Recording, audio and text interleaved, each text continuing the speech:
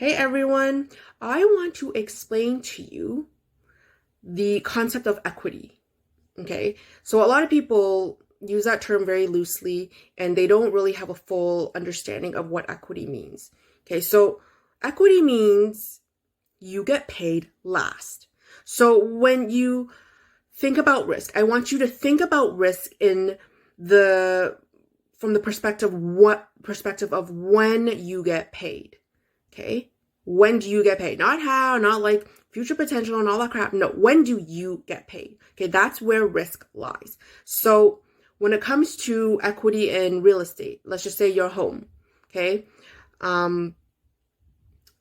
When you want to cash out on your equity, okay, and the only way you'll cash out on your equity is when you cash out on your home. That means you have to sell your house and then that money has to hit your bank account. Okay, that's when you actually cash in on your equity, but not before.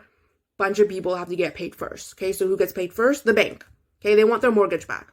If you borrowed money against your home in the form of a HELOC, so a home equity line of credit, okay, that has to get paid.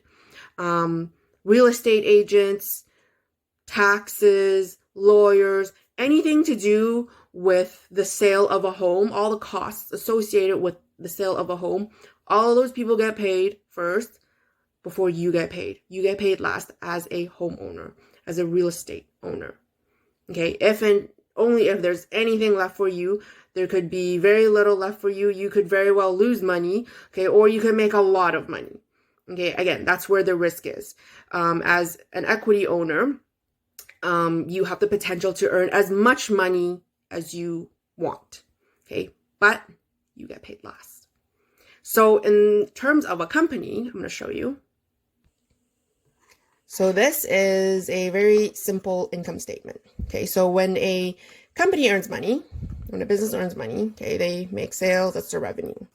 Okay, and then they have their business expenses, their operating expenses. Okay, so payroll, they're going to pay their employees, rent on their building, interest on loans. Okay, if they borrowed money from the bank or issued debt to bondholders, debt holders, they got to pay interest on that. Okay, they got to pay them for borrowing money. Okay, and then taxes. Okay, taxman gets their share. And then after that, whatever's left is net income. Okay, and those are for, and that's for equity owners, okay, shareholders, business owners, okay, and that's reflected generally in, if it's a public company, so if you buy stocks in the stock market, reflected in share price, okay, and then profits, dividends, okay, so if the company has been consistently growing their business, growing their net income, it's going to be reflected in share price. Okay.